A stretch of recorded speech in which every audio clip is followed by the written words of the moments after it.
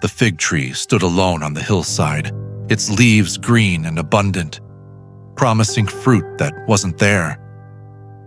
Jesus walked toward it with his disciples, hungry after a long night of prayer.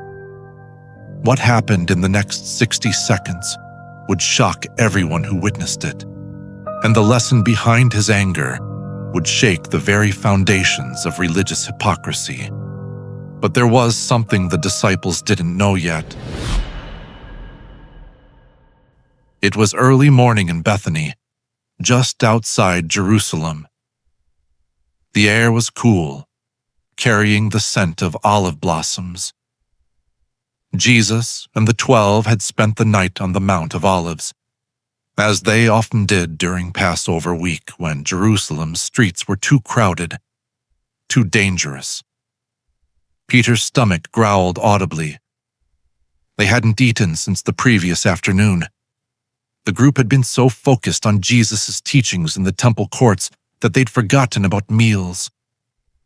There, Andrew pointed ahead. A fig tree. Maybe there's fruit. The tree stood perhaps 50 yards off the path, its branches full and spreading.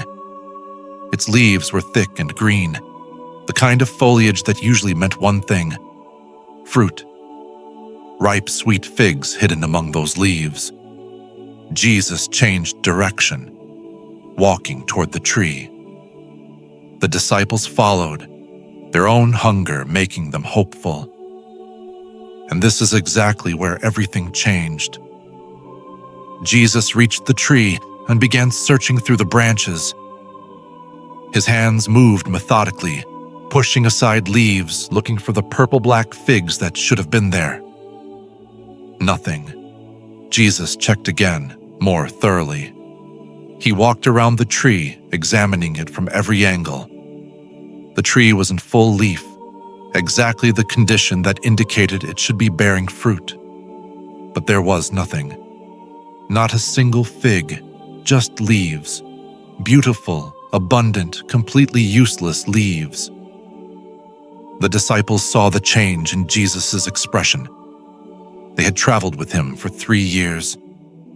They had seen him heal lepers with tenderness, embrace children with joy, weep at Lazarus' tomb with genuine grief. But this was different. This was cold anger, controlled, focused, terrifying in its quietness. Wait a second, don't miss this detail. May no one ever eat fruit from you again, Jesus said. His voice wasn't loud, wasn't a shout, but the words carried weight that made the air feel heavier. The disciples froze.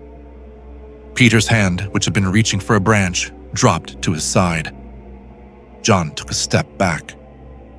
Jesus had just cursed a tree, not a person who had sinned against him, not a demon, not an enemy, a tree, an innocent fig tree simply following its natural cycle. And he had cursed it, permanently, completely, with finality that left no room for redemption. The words hung in the air. May no one ever eat fruit from you again.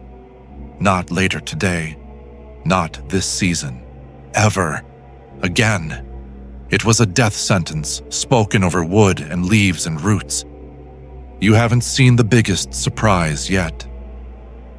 The disciples exchanged confused glances as they continued toward Jerusalem. Jesus walked ahead, his pace steady, his face unreadable. No one dared to ask questions. Whatever had just happened, it was about more than hunger and an empty tree. They spent the day in Jerusalem as usual. Jesus taught in the temple courts, his words drawing crowds. The Pharisees came with their trick questions. Jesus dismantled their arguments with wisdom that left them silent and furious. But the disciples couldn't stop thinking about the fig tree, about the curse, about the cold anger in Jesus' voice. It didn't fit. Jesus, who had taught them to love their enemies, to forgive, to turn the other cheek. That same Jesus had condemned a tree to death for not bearing fruit. As evening approached and they left the city, walking back toward Bethany, Peter suddenly stopped walking. His mouth fell open. "Rabbi, look." But what was truly shocking made them question everything. The fig tree was dead, not dying, not wilting. Dead. Completely, utterly, impossibly dead. Its leaves, which had been green and full that morning, were now brown and shriveled. Its branches, which had been flexible hours ago, were brittle and dry. The bark had cracked, exposing dead wood underneath. Even the roots. They could see where the soil had pulled away. Even the roots had withered. In less than a day, a healthy fig tree had died from the roots up. It looked like it had been dead for months, as if all the life had been sucked out in an instant. How did it wither so quickly? Peter's voice cracked. The question wasn't just about botany. It was about power, about what kind of authority could speak death into living things and have that death manifest so completely, so fast. Jesus turned to face them. All 12 stood there, staring at the dead tree, then at him, then back at the tree. In their eyes was a mixture of awe and fear. They had seen him heal. They had seen him raise the dead. But this was destruction. This was the same power used in reverse. What you've seen so far is nothing compared to what Jesus revealed. "Have faith in God," Jesus said, his voice gentle now. "Truly I tell you, if anyone says to this mountain, 'Go, throw yourself into the sea,' and does not doubt in their heart, but believes that what they say will happen, it will be done for them." But Peter, always the one to voice what others were thinking, pushed further. "Master, I don't understand. The tree, why the tree? It was just following its nature. Fig trees don't bear fruit during Passover season." Jesus looked at Peter, and in his eyes was a depth of sadness. "The tree wasn't the target, Peter. The tree was a sign. And this is where the deepest truth emerged." Jesus gestured toward Jerusalem, its walls visible in the distance, the temple rising above everything. "Look at it. Beautiful, isn't it? Impressive. Full of activity, full of religious leaders, full of people saying prayers and making sacrifices. From the outside, it looks alive, healthy, exactly what a center of worship should be." He paused. The disciples could see where this was going now. "But there's no fruit, just like that tree. Beautiful leaves, impressive appearance, but when you look for actual fruit, for justice and mercy and love and genuine devotion to God, there's nothing. Just ritual, just performance, just leaves. You won't believe how deep this message went." Thomas spoke up quietly. "So the tree represented the temple, the religious system?" "Not just the temple," Jesus replied. "Every heart that looks righteous on the outside, but produces nothing of value. Every person who appears religious but shows no love.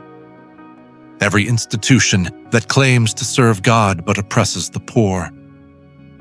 Every structure that promises spiritual fruit but delivers only hollow words." James swallowed hard.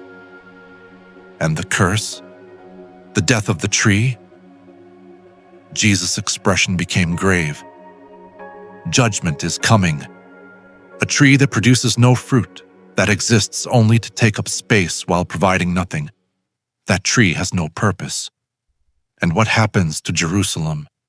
To any system that looks alive but is spiritually dead? will be far worse than what happened to that fig tree. But there was something even more disturbing in his words. "Master," John ventured carefully, "judgment is coming to Jerusalem, to the temple." Jesus turned to look at the city again, and tears began streaming down his face.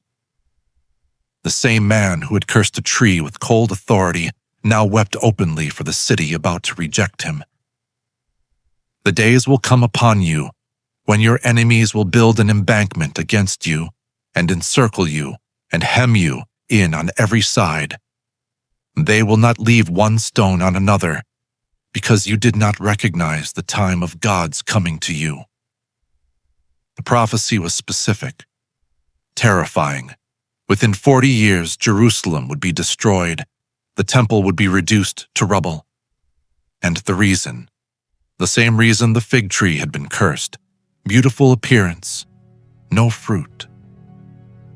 What Jesus did next revealed the true purpose of his anger. He gathered the disciples closer, his voice urgent. "Learn the lesson of the fig tree. When you see religious activity without spiritual fruit, when you see impressive appearances without genuine love, when you see knowledge without obedience, that is a dead tree. That is hypocrisy that God will not tolerate." But what none of them could forget was the look in Jesus' eyes. As they walked on, leaving the dead fig tree behind, the disciples kept glancing back. It stood there, a stark monument to the danger of empty religion, of appearances without substance, of claiming to be alive while being spiritually dead. That night, the disciples talked in hushed whispers. All of them were examining their own hearts. Am I like that fig tree? Do I appear alive while producing nothing of value? You won't believe what happened exactly as Jesus predicted.